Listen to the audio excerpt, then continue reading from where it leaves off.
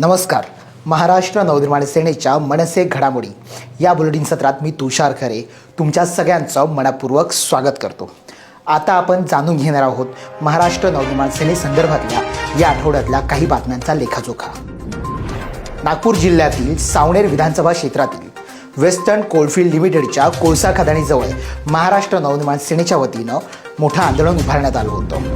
जिल्हाध्यक्ष जयंत चव्हाण यांच्या नेतृत्वात हे आक्रमक आणि तीव्र आंदोलन करण्यात आलं.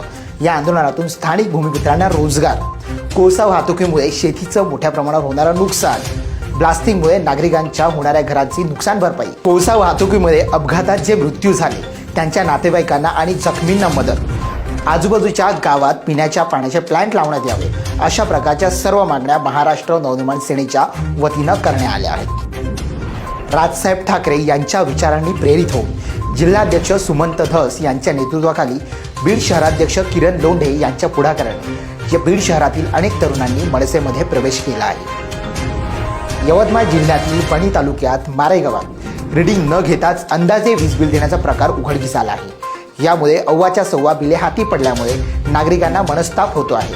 या प्रकरणामुळे महाराष्ट्र नवनिर्माण सेनेच्या पदाधिकाऱ्यांनी महावितरणच्या पदाधिकाऱ्यांना धारेवर धरला आहे.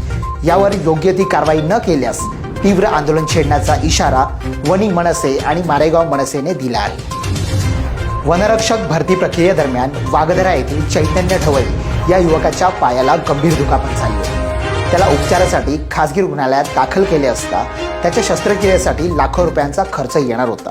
त्याच्या कुटुंबाची आर्थिक परिस्थिती बिकट असल्याकारणाने मनसे नेते राजू उंबरकर यांनी सामाजिक भान ठेवत ही जबाबदारी उचलली आहे.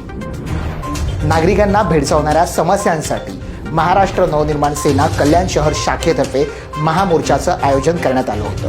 मनसे शहराध्यक्ष प्रकाश भोईर यांच्या नेतृत्वात या मोर्चाचं आयोजन करण्यात आलं होतं. यवतमाळमध्ये राळेगाव तालुक्यात शेतकऱ्यांची फसवणूक करणाऱ्या पीक विमा कंपनीच्या कर्मचाऱ्यांना मनसे पदाधिकाऱ्यांनी चोप दिला आहे. संगमनेरच्या हिवरगाव पावसाट टोल नाक्यावर मनसेनं खळखटाट केला आहे.